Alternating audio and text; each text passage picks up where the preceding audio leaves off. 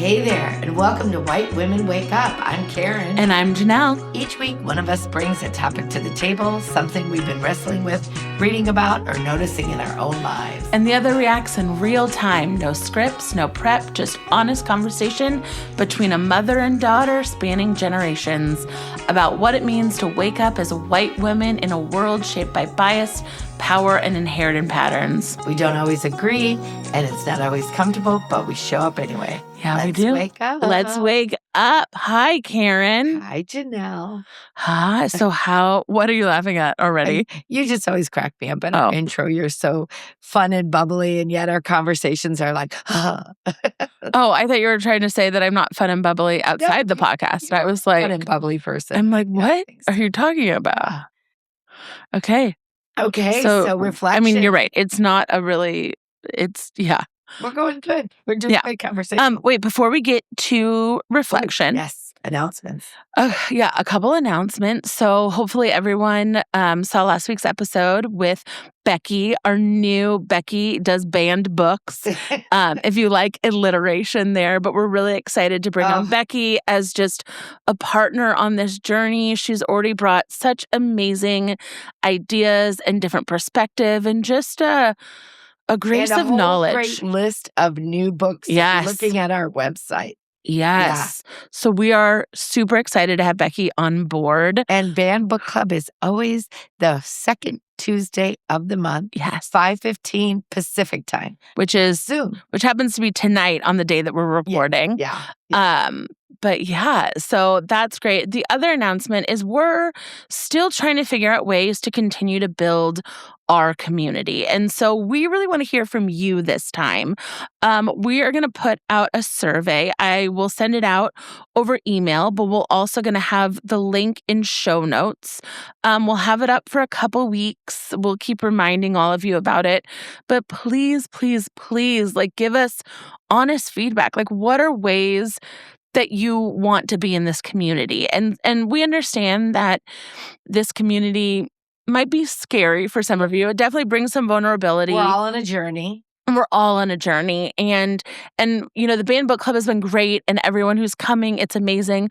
But we do understand, even though we tell you, you don't have to read the book, just come for conversations, people still feel that pressure of they need to come, homework ready. And so we're trying to then also build other spaces of community where you really can just show up yourself. And so let us know. We'll throw a survey out there. We'd love to hear from you. It'll probably come together, sometimes over the summer. But yeah, we're just kind of starting that thought. So we're trying. Yeah, we're on a journey of learning. That's for sure. So please look out for that survey, and please, please, please, let us know, and then also send this on to a friend. Keep the community growing. Yep. Okay. So, hey, did you do your reflection? We were talking last time we were together. We were talking about John Lewis's book, and he had some really great pieces of advice on how to think about activism. So you know the answer to that question because I just told you right before this. I, this week, was so pumped. I had an amazing reflection to speak on, and I went to write it in my notes, and apparently I got distracted. So it's literally 2 words of a lot of people and then nothing. There's nothing else in this. So anyways, I don't have a reflection right now. Maybe I'll remember and bring it up another episode. But I'm so mad. I remember it being a good topic of conversation. Anyway, so where are you at? Well, one of the things I just keep thinking about how he was really an advocate of learning from one another, that we don't need to necessarily reinvent the wheel, that we need to look at different cultures and our ancestors on the way that we can participate in a world of love, in a world of inclusion, in a world of equity. And so I was just reading some different ancestral work and on generosity. And I'm trying to open my mind to look at healthy and holistic, inclusive advice. Great. And trying to really work on my journey and my path. Yeah. So that was, and I also felt like what I liked about his advice is, it's healthy. It's good advice, and it's something that I can do. So yeah, that's what I've been reflecting on this week. I love that. Yeah. I think kind of tagging on to that a little bit, last time we talked about how, that as you were saying, there's the internal and the external tasks that he talks about. And we talked about, or we put the assumption out there that, white women love doing internal work, so that's probably easy for us.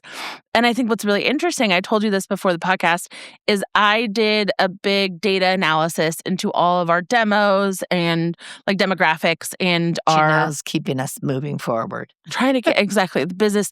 I'm a little more esoteric. Yeah, like to be in the high ideas. I'm like, okay, what's next? And so I did a big deep dive analysis on like, what kind of episodes do better than others, blah, blah, blah. And what we found, which is really interesting, the best ones, like the best performing ones, which makes sense, are on current events, topics that are more, I would say, external topics. Like, whereas the ones that are not performing as well are these internal reflective topics. And I that's think the stuff I love. And so that's like crazy to me. So it was an interesting reflection of like, as we even talked about last time, of like, the internal stuff is so easy for white women. They love that. And then to come to find out, no, that's our own projection. What we're finding is a lot of the internal stuff is really hard. And we're even seeing that in numbers with the episodes. So, well, isn't it interesting as you say that out loud? I think about some of my friends that this topic is a little uncomfortable for them. And I do think, now that you're saying it, part of the internal analysis is looking at our own fears and our own, like, what are we afraid of? Why are we afraid to change? What does that mean in our social circles? What does that mean? It's like disruption, right? And looking at the internal space, is that disruptive space? And, or the uncomfortability. We talked about that a lot, that it may feel uncomfortable, so we may not want to do that. And yet we also know by the data and by what we hear is some of the best activism we can actually be doing is how are we changing our own internal biases and the way that we think about things. Because if you don't change your internal bias, no matter what external action you take, the impact most likely is not going to be the positive one that you want to make.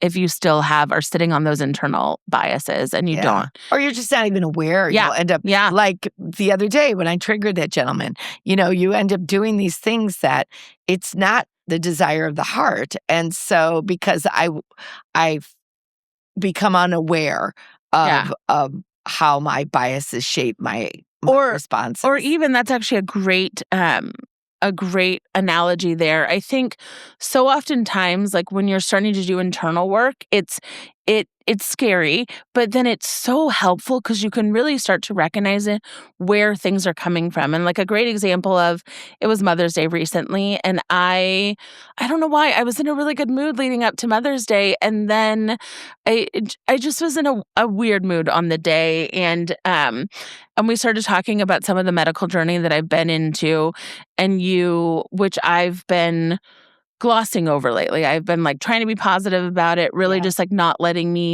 I got over one hump. There's still a lot to go, but I kind of have just blocked it out. And I didn't realize the extent that I had blocked it out and the extent that it was weighing on me until you said, well, what are you going to do about it? And you didn't mean it in a negative or a forceful. It was just a genuine. It was about a specific situation. It was a genuine curiosity and stuff. And I really broke down. And I think, though, what's hard is it's hard. No one wants to break down. No one wants to be upset. But I think what's also so great is about doing the internal work on yourself. I was able to walk away and then analyze, wow, like, where did that come from? How, like, see how that had been weighing on me, and then how to kind of tackle that further a little bit. And so, kind of going off of what you're saying, I think even if it has to do with discomfort is uncomfortable, because I know that even when I made that comment, even though it wasn't within the context, because there was really nothing wrong with that context, Yeah. but that comment triggered you.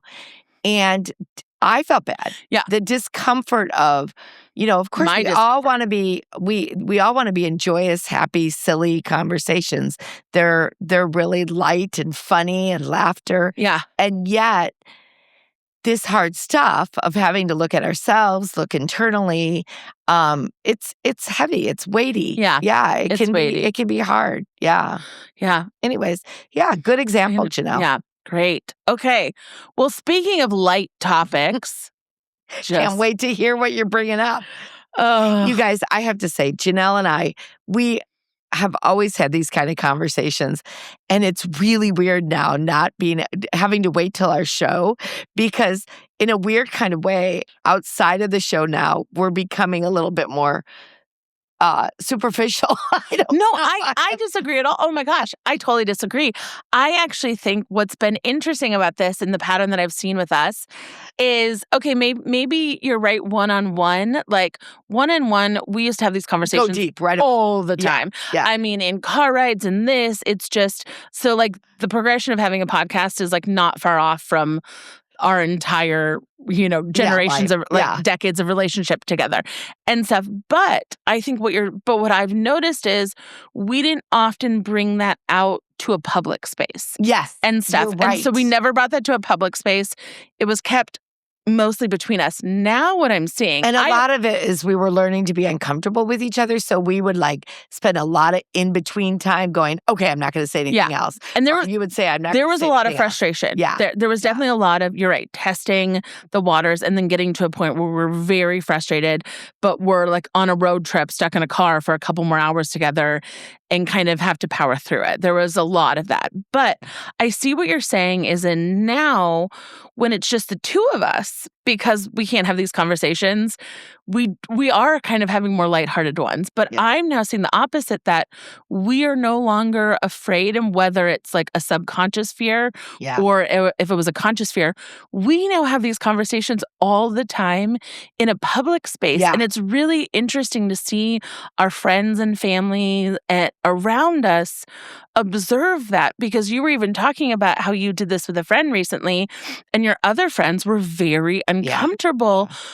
but also surprised by how natural and okay you were with having these tough topics. Well, and I think we've talked about, this is the thing of why we're doing this survey, because the more you have the conversations about our internal biases, whether it's towards a race, a class, and any of the isms, right? The more we addressed the inequities of our systems and the political systems and so forth, the more comfortable we are, or the more practiced we are. Now, I'm not an expert in any way, but more practiced we are in language. And or more opportunities to say, wait, that's not what I meant. This is what I'm trying, this is how I'm trying to formulate that thought. Whereas, because in a lot of white circles, these conversations are not talked about. No. Because I think it's a lot of times it's just not vocabulary people are used to using. And we've talked about it doesn't touch their lives, so it's not forced in conversation. There's a lot of people, a lot of white people, a lot of people in our circle, we have the privilege of never separating, talking about of never talking about it, and never, and so it is that uncomfortable thing. And so I actually say, though, between private conversations have become more light, I do enjoy that we are really okay with this openness of this dialogue out in the public. I think it's come naturally. I don't think I wish to say it was intentional. It hasn't been intentional. No. It's natural. But I love that I've been seeing this with us. And that this is like what our learning and our growth journey has started unfolding there. Okay, so anyways, your topic. I derailed this. No, I don't, but it's still good. Okay. Well, I know. I know. I want to talk about what happened last week with the Voter Rights Act. And it's interesting. A couple weeks ago, we did our podcast on Reconstruction. And then my blog post about kind of the effects of Reconstruction and like the missed whitewashed history came out on the same day that the Voter Rights Act was essentially dismantled. And again, we didn't intend for that to be. It was a coincidence that those both came out at the same time. But I got some outpouring of people who really felt heard and felt like we're really happy that we were on such a topical space. And I think the thing is, we brought up Reconstruction. We had talked about it before because it's something that we need to learn about, and it's so sad to say how scarily topical it is, and it's even more becoming. And so I guess just kind of want to educate our listeners if they don't know a lot about the Voter Rights Act, if they don't know, again, this is more going to be an episode of reversing our whitewashed history. And I know you're probably more well-informed about this than I am, so it was a big learning for me. Yeah. So that's kind of where I want to go, but your initial thoughts? Do you want me to kind of start? Well, I have a lot of thoughts, but I'm going to respond because I don't want to jump in with my thought, because I've really obviously thought about it a lot, and I've thought about what does it mean, because of the abstraction, so forth. What does it mean? But I'm going to kind of wait to give my feedback until I hear like the direction you're heading in. Yeah. So I think the thing, and so I'm just going to straight kind of, for any of you who are not up to date on this, because this was where I was at, and there was some gaps in my history. And so then I'm hearing all of these social media feeds about this and that, and I wanted to kind of reconstruct the accuracy for myself. So for everyone, on April 29th, 2026, the Supreme Court ruled in a case about a Louisiana congressional map, that included a secondary majority Black district. The court said that the map was unconstitutional racial gerrymandering, and in doing so, gutted Section 2 of the Voting Rights Act. So I think as a whole, and this is where there's stuff getting misconstrued, as DOJ started to take apart DEI and as a country, we started walking away from a lot of things that were built through, affirmative rights, that were built through civil rights. This might, as an outline, sound like a good thing. Like, we don't want unconstitutional racial gerrymandering. What people don't understand is the impact that this has on drawing voter maps that dilute the power of racial minority voters. So for 60 years, when a state drew a map that packed Black voters into one district or put them across many districts to neutralize the voting power, civil rights groups could go and sue under Section 2 and force that map to be redrawn so it could be more of an equitable voting place. And so being very clear on that, because this is really important, is if you diluted that map, that meant most likely there would not be Black or Latino, brown persons that would be voted into representation. Correct. So that's why it's really important to understand, we're like, it's voting to vote, but if you're white, we already have a lot of representation. Correct. If you're Black or brown or Asian, it doesn't matter. You're looking to have districts that have your racial understanding. Correct. Yeah. Correct. Okay. And so now this ruling actually flips the logic.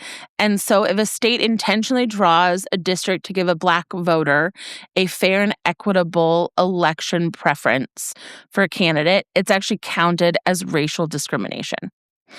I'm really glad you brought up the Section 2, because it's hard to understand what the actual details was. So what I'm hearing you is they didn't really dismantle the Voting Rights Act, what they dismantled was the ability to sue if it was discriminated, if it was Well, that is, gerrymandered. in essence, Okay. the entire Voting Rights Act. Yeah. So the Voting Rights Act, so we'll get into this. So the Voting Okay. Rights Act, so this is just a portion of the Voting Rights Act. The other portion of the Voting Rights Act, which is now being dismantled by SAVE, was that there could not be a poll tax on the vote. And so we'll get into that in a second. But so essentially, again, this ruling is so a state can actually still draw a map that protects Republican incumbents since it's not considered a race. But if they are redrawn, and so this is what's happening, a lot of the voter rights were protecting these minority demographics, but the minority demographics weren't defined by Republican Democrat there. Yeah. And stuff. And so that's why they're still being flipped. But you can do it through determination of political party. You can still. You still can. Yeah. So the timing. So right now, this is pretty big for 4 big reasons that they're talking about. So states started redrawing maps pretty much immediately. Louisiana, Alabama, and Tennessee all moved immediately with new maps to be placed before their 2026 midterms.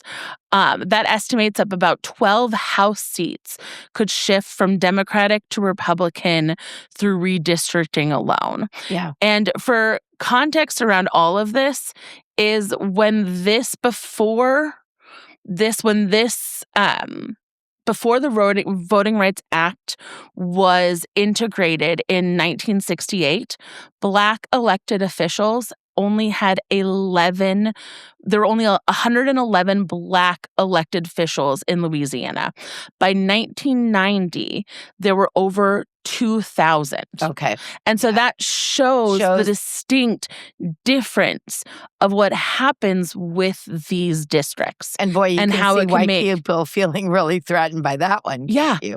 Yeah, well, because that's a whole and Louisiana shift. has a majority Black population. Yeah, exactly. Right? And so think about it. And so if you have a majority Black population, or states like in Mississippi, you have Alabama, you have these majority minority populations. The majority are people of color.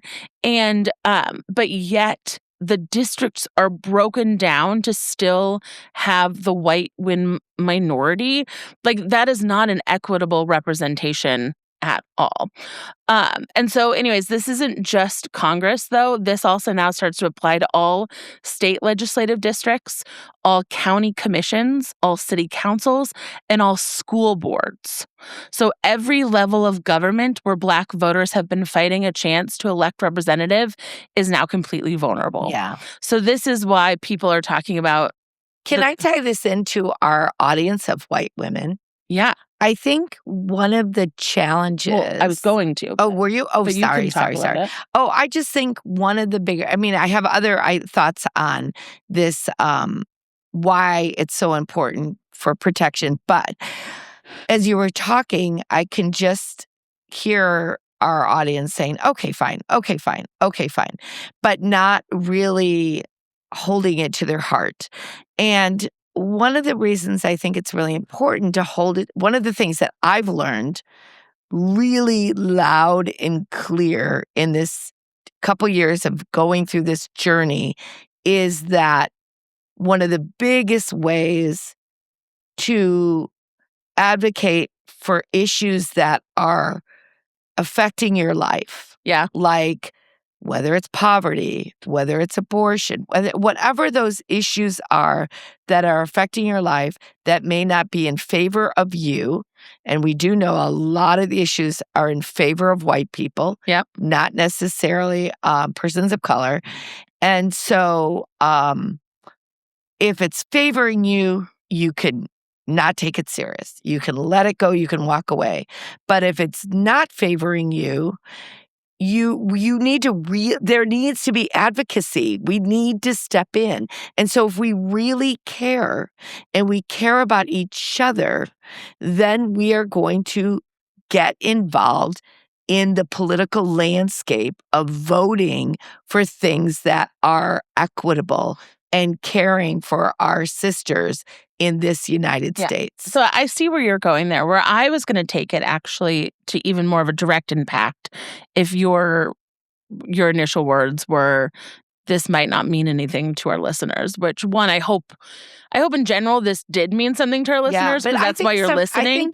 I think sometimes it doesn't, though. I know in a lot of... It goes over people's heads. Yeah, it goes over... Well, because it's, we're all busy. We're working, we're doing this. And we saw the uproar of abortion, but we might not think about childcare credits. We might not think about what happens to people that don't have educational equity or don't have workplace equity, family medical leave, all the above things that do really directly affect white women and women of color in particular. What I was going to say. Yeah, sorry, go on.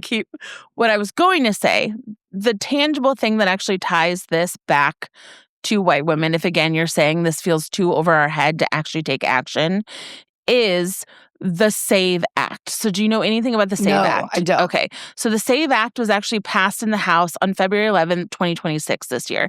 And so between the SAVE Act and now this new Supreme Court decision has basically completely dismantled the Voter Acts right, the Voting Right Acts and stuff. So this is what I was talking about. And so what the SAVE Act does, the SAVE Act requires people to vote under the name that is on their birth certificate. And where this impacts white women is crazy. 69 million women are married. Yeah. And their identification does not match what is on their birth certificate. Unless you're like me and you were a Libra and you couldn't make a decision. So I kept the Gutowski name, but I'm only... Correct. But you still have hyphen Zimmerman. So it is not a direct match. So wait. I have to go and get a new voter's ID? So yes. So the options are to get a new voter's ID or to get a new passport. Now, why they're calling this a poll tax is essentially because that is an expensive gatekeeping tactic to allow people to vote. Well, this is just like the Reconstruction era when they said you could only vote if your grandfather had voted before. Exactly. And most Black people, because they were enslaved, their grandfather hadn't voted before. And so, I mean, this obviously, clearly, it's going to disenfranchise. So will that be in my state? It was passed in the House. So yeah, I think leading into, I don't know when it takes effect, if it'll take effect for the midterms in November, but it's passed. It's going through. This is crazy. The SAVE Act. So this is where they're finally talking about. It does affect everybody. That's what I'm saying. So not everyone. White men are the only one kind of not touched in this situation, as usual. Yeah, as usual. And but this is where it'll affect married women, people like all trans people who identify differently on their birth certificate. So their gender is different on their birth certificate. Their name is different on their birth certificate. And again, as we know, it's going to disenfranchise people who are below the poverty line, people who, already like having to get a different credit license to fly if I'm flying locally within the country. Yep. That's another, $75, whatever it is. Yeah. So this is where I wanted to circle back on like how it is ultimately affecting all of us. And the Voting Rights Act, and this is where I think white women don't understand the most, is white women are the greatest beneficiaries of affirmative action. Yeah. There's been studies that have shown time and time again. I got a job from affirmative action. We benefit the most from affirmative action. Do I think that's right? No. But my point is... Why do you not think that's right? Oh, because I think there's plenty of other people who should benefit more from affirmative action than white women. Oh, I see what you're saying. But but affirmative action when I was going through a career but it disproportionately benefits white women. Yeah. Do I think it should be set up to equitably support all diverse people? Yes. Yes. But that's not the point. My point is we as white women continue to uphold these systems of oppression that we actively benefit from and are the biggest beneficiaries of this. And so same thing with stuff like this Voting Rights Act, it's it's scary news. It's not just a small thing that's happening in the South. It is a much larger topic that's going to affect all of us. And again, I don't think I have to spell out what happens when there's less women, less people of color voting. Yeah. It is clearly, it is shown time and time again that women and people of color majority vote for systems of community, vote for social programs, vote for things that benefit society as a whole. I think you hit on something, though, that is really interesting. It's really fascinating how, as white people, we can really kind of sidestep voting and our voting preference. Like, we'll be the first to want our maternity leave, but that was done probably by policies that were generous. I don't know if it was a Democratic or a Republican policy. We have horrible. We have the worst maternity leave in all. In state of Washington, we have a generous Family Medical Leave Act that was definitely probably done by the Democrats.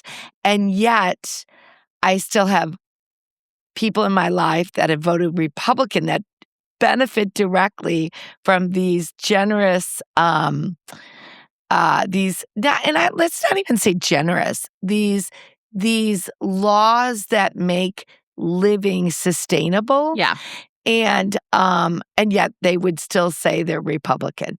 And we don't need to. We've tried really hard not to talk about parties. I wasn't talking about parties on this. I was talking about but I think we race need to think and gender. I do think we need to think about how our vote matters towards our values. 100%. How our value and our vote are coincide together. We just said we wouldn't talk about political parties because we don't want anyone shamed. Okay. We want every white woman coming to this conversation. Okay. But I think to be educated. Okay. But I do want to bring up something that helped me understand perhaps a perspective outside of myself around this last Voting Rights Acts from our Supreme Court. So when the Supreme Court made this decision with Louisiana last week, I didn't go as far deep as you did, but I did want to try to understand, what does this mean? So what does this mean? So when we think about it, they don't want us to be able to discriminate against race anymore. That's what they're saying. Yeah. But as we just got done doing a little deep dive in the Reconstruction era, the thing that kept coming back to me was how especially the Blacks in the South needed the protection of the federal government to claim new lands, to have safety, to be able to integrate into to this new democratic policy from those that didn't want that change. Exactly. And so I'm sad because I wish we were using more language that instead of Civil Rights Voting Act, we could talk about it as it's a protective Voting Rights Act. But I think this is the problem. This is the point. I think I completely agree. This is why I brought up affirmative action. Protecting race, protecting gender. Yes. Protecting people that aren't the dominant. But unfortunately, the narrative that has been spun around this is that protection is actually discriminatory against white people. And so which is so sad. Well, it is. But right now in this conversation, we're not changing. Like, that is not the narrative can even fight in right now. All we can do is explain how it helps support us. But I think it did help me understand why there's this uproar that we do need. We will not be able to have a representative at the judicial system and the Congress system unless we have protection that allows us to comfortably vote in our spaces. I mean, and then basically, completely in a summarization, what this has done is we have set back more rights. Now, we're worse off than we were during the Civil Rights Act. Yeah. We have lost more rights as women, as people of color have lost rights.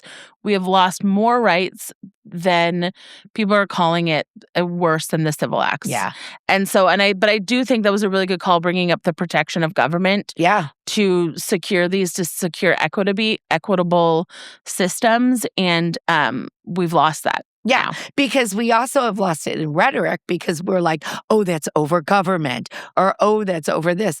No, there are a lot of places where, especially where you're a party that needs help. Like, I'm just thinking about disabled persons, for example. Yes. They need that extra protection in order to maneuver this world, and so we're losing that. And I think because that'll be lost too. I think I said this on the Reconstruction podcast, but I'll say it again, is this is also why, though, social programs that support everyone are actually better investments than just social programs that support some people, because they've seen time and time again that the ones that everyone, like Social Security, the ones that Medicare, the ones that everyone can buy into, are less likely to be attacked.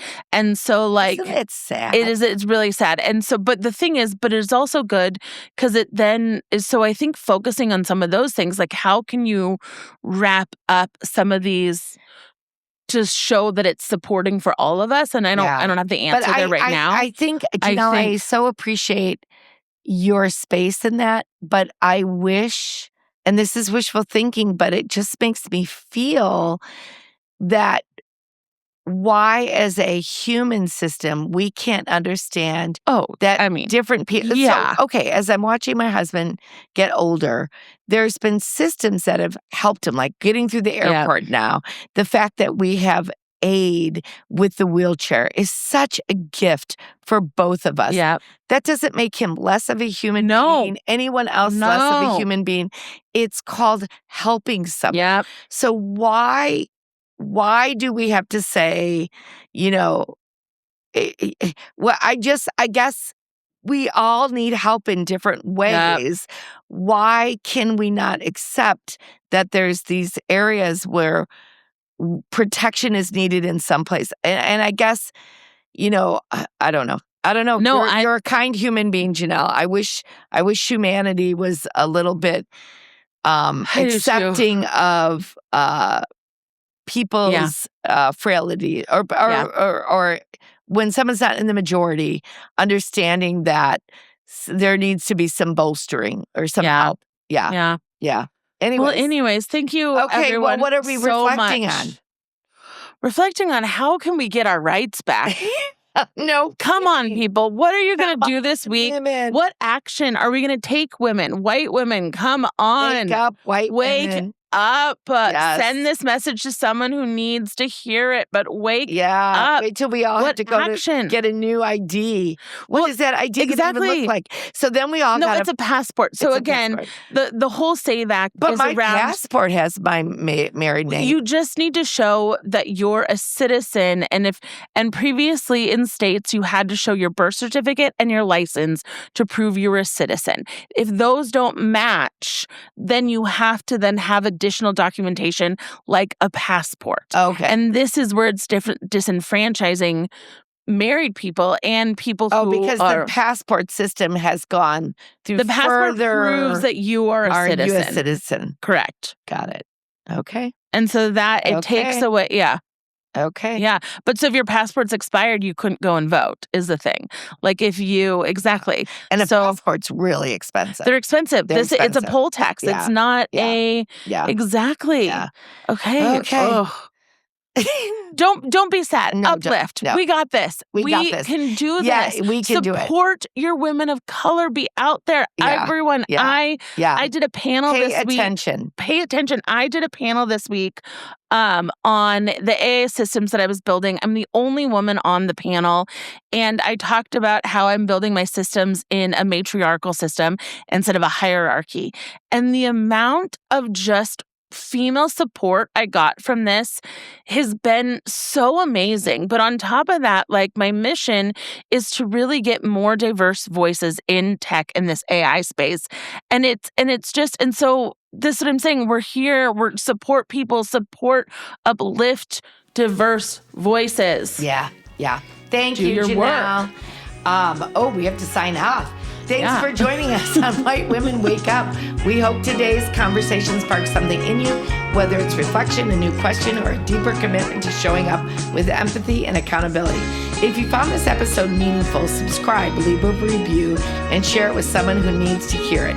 You can also connect with us on YouTube, Instagram, TikTok, Substack, or at whitewomenwakeup.com. We'd love to hear for your thoughts and keep the conversation going. Yes. And we'd like you to be part of our survey. Please. We will put a link in our show notes. Yeah, we will. Yep. And on our website and an email. So until next time, stay curious, be open, and let's keep waking up together. But before we close out today, here are where the facts came from.